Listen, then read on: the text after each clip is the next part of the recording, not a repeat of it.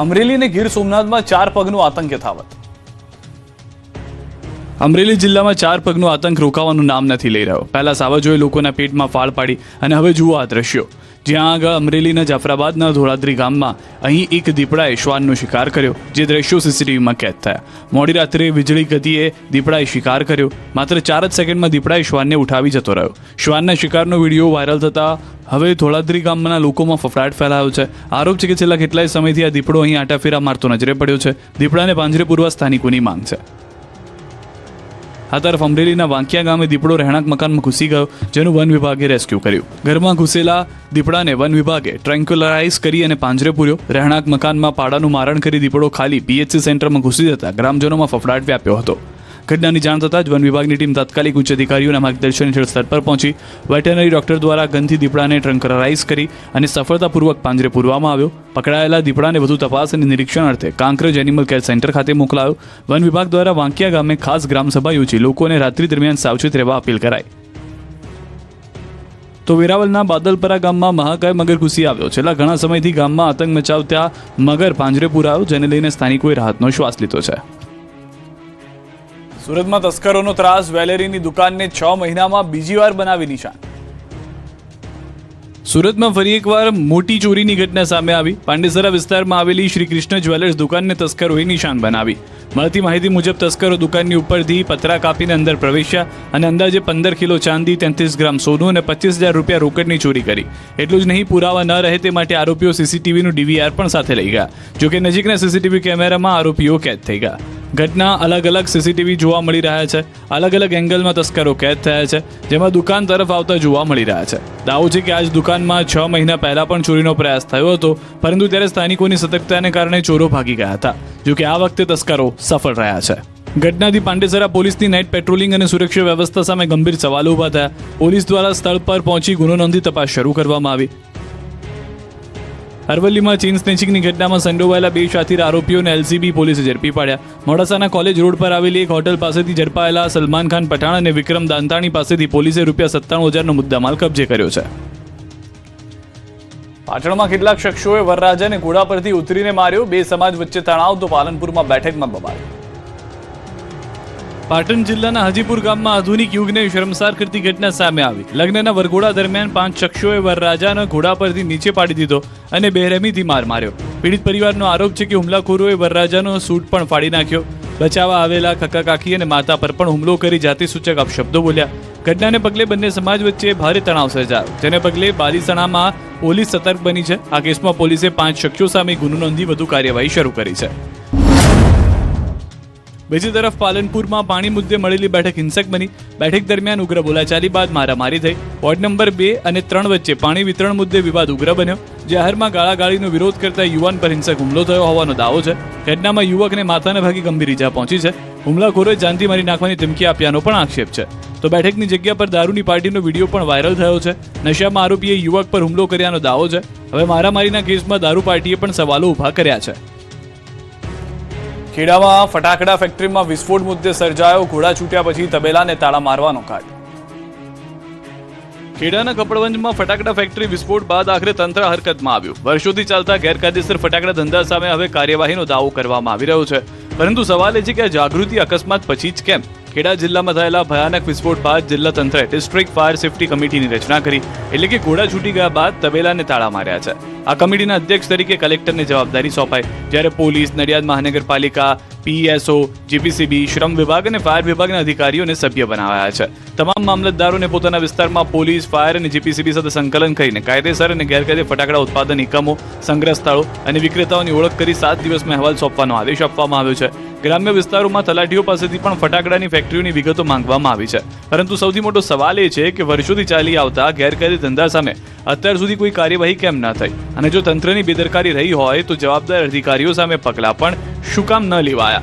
હવે સૌની નજર તંત્રની આગામી કાર્યવાહી પર છે.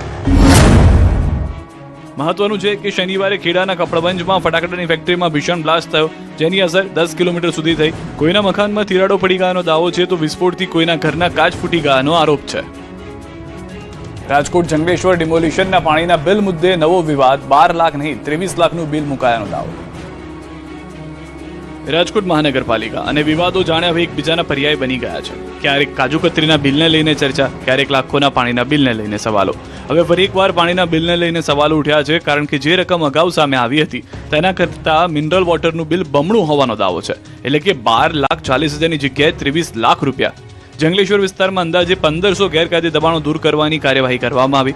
સૂત્રોના જણાવ્યા પ્રમાણે સમગ્ર કાર્યવાહી પાછળ અંદાજે 3 કરોડ રૂપિયાનો ખર્ચ થયો હોવાનો અંદાજ છે. માત્ર 200 mlની મિનરલ વોટરની લગભગ 2,87,000થી વધુ બોટલોનો ઉપયોગ થયા હોવાનો દાવો છે.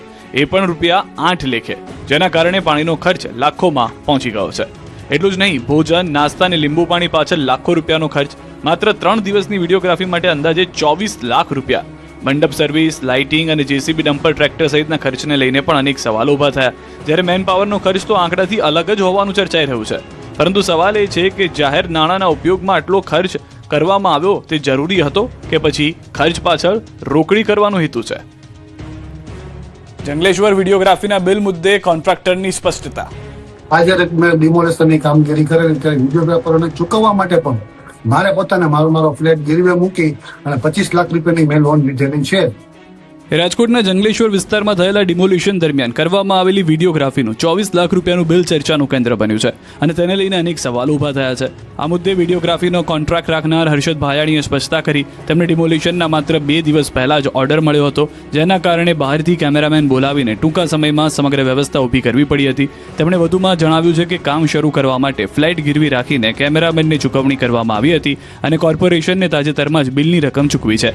ભાયાણીનો દાવો છે કે બિલ ઓડિટ બાદ જ મંજૂર થયું છે. સમગ્ર ડેટા કોર્પોરેશન પાસે ઉપલબ્ધ છે અને આ સમગ્ર પ્રક્રિયામાં કોઈ પણ પ્રકારનો ભ્રષ્ટાચાર થયો નથી. તેમણે એવો પણ દાવો કર્યો કે ચૂકવણીના અંતે માત્ર તેમને 2 લાખ રૂપિયાનો જ નફો થયો છે. નર્મદાના ગરુડેશ્વરમાં સરકારી અધિકારીના બંગલાનું ડિમોલિશન નિયમ વિરુદ્ધ ગયા એટલે કાર્યવાહી.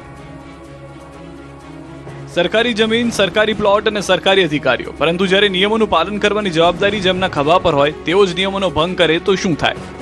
નર્મદા જિલ્લાના ગરુડેશ્વરમાં એવો જ એક કિસ્સો સામે આવ્યો છે, જ્યાં ઉચ્ચ અધિકારીઓને ફાળવાયેલા સરકારી પ્લોટ પર બનેલા બંગલાઓ સામે હવે તંત્રે ડિમોલિશનની કાર્યવાહી શરૂ કરી છે. સ્ટેચ્યુ ઓફ યુનિટીના વિકાસ બાદ ગરુડેશ્વર વિસ્તારમાં જમીનની કિંમતોમાં ભારે વધારો થયો. ત્યારે વર્ષ 2019માં તત્કાલીન કલેક્ટર દ્વારા 11 જેટલા ઉચ્ચ અધિકારીઓને રહેવા માટે સરકારી પ્લોટ ફાળવવામાં આવ્યા. પરંતુ તપાસમાં સામે આવ્યું કે કેટલાક અધિકારીઓએ આ પ્લોટ પર રહેવાની શરતોનું પાલન કરવાને બદલે તેને ભાડે આપી દીધા. એટલે કે સરકારી મિલકતનો ઉપયોગ નિયમો વિરુદ્ધ કરવામાં આવ્યો. આ મામલે 5 અધિકારીઓના બંગલાઓ સામે ડિમોલિશનની કાર્યવાહી હાથ ધરાઈ. જોકે 2 અધિકારીઓએ કોર્ટમાંથી સ્ટે મેળવતા તેમની સામેની કાર્યવાહી હાલ સ્થગિત રહી છે. મોટો સવાલ એ છે કે શરત ભંગ વર્ષોથી થતો રહ્યો તો તંત્રને તેની જાણ હવે કેમ થઈ? શું આ માત્ર ડિમોલિશન પૂરતી કાર્યવાહી રહેશે કે પછી નિયમોનો ભંગ કરનાર અધિકારીઓ સામે વિભાગીય અને કાનૂની કાર્યવાહી પણ થશે? ભાવનગરના તળાજા પંથકમાં વરસાદી માહોલ જામતા જ સ્થાનિક ખેડૂતોમાં ખુશીનો માહોલ જોવા મળી રહ્યો છે. ભાવનગર જિલ્લાના તળાજા તાલુકાના નવા, સાંગાણા, કુંડેલી, કાટરવાળા અને ઢાડચ સહિતના ગ્રામ્ય વિસ્તારમાં વરસેલા વરસાદને કારણે સુકાઈ રહેલા મોલતાના પાકને નવું જીવનદાન મળ્યું છે. મોલાતના પાકને જીવનદાન મળતા જ ખેડૂતો ખુશખુશાલ જોવા મળી રહ્યા છે. આ મેઘમહેરથી ખેતરોમાં ફરી એકવાર હરિયાળી છવાવાની આશા જાગી છે અને ચિંતામાં ડૂબેલા વાવેતર કરનાર ખેડૂતોને મોટી રાહત મળી છે. હવે જો આગામી દિવસોમાં પણ વરસાદનું આ જ રીતનું નિયમિત આગમન ચાલુ રહેશે તો ખરીફ પાકના બમ્પર ઉત્પાદન માટે ઉત્તમ અને અનુકૂળ પરિસ્થિતિ સર્જાશે તેવી આશા જગતનો તાત વ્યક્ત કરી રહ્યો છે.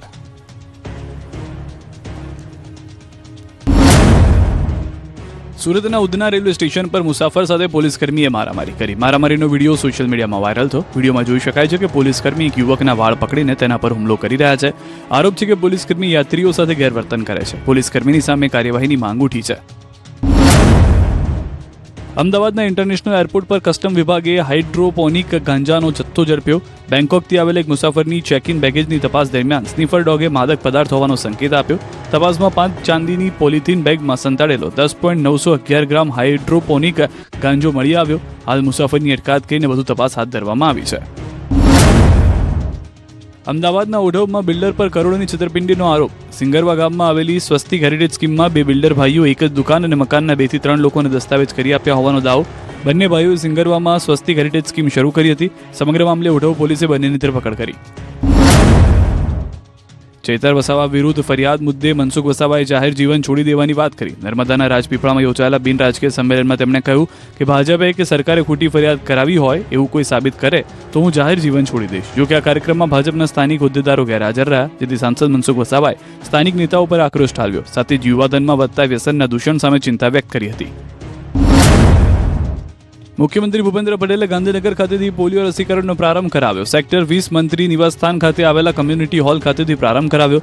83 લાખથી વધુ બાળકોને રસી આપવામાં આવશે. 5 વર્ષ સુધીના બાળકને રસી પીવડાવાશે. 32,997 પોલિયો બૂથ પરથી રસી આપવામાં આવશે. 6,599 આરોગ્ય અધિકારી અને કર્મચારીઓ આ કામગીરીમાં જોડાશે. મુખ્યમંત્રી ભૂપેન્દ્ર પટેલની સાથે આરોગ્ય મંત્રી પ્રફુલ પાનસેરિયા પણ હાજર રહ્યા.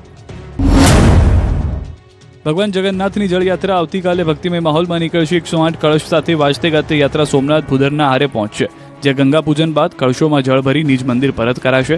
મંદિર ખાતે ભગવાનનો ષોડશોપચાર મંત્રોચ્ચાર સાથે અભિષેક કરવામાં આવશે અને ત્યારબાદ ગજવેશના દર્શન થશે. બપોર બાદ ભગવાન મોસાળ જશે અને સાંજે 5 વાગે સરસપુરમાં જગતના નાથની શોભાયાત્રા પણ નીકળશે. આ પ્રસંગે સાધુ સંતો, ભક્તો તેમજ મહાનુભાવોને આમંત્રણ આપવામાં આવ્યું છે. અમરેલીમાં બાળક પર સિંહના હુમલાના કેસમાં વધુ 2 સાવજ પાંજરે પુરાયા. પીડિતોને સાંત્વના આપવા પહોંચ્યા નેતાઓ. ખાંભાના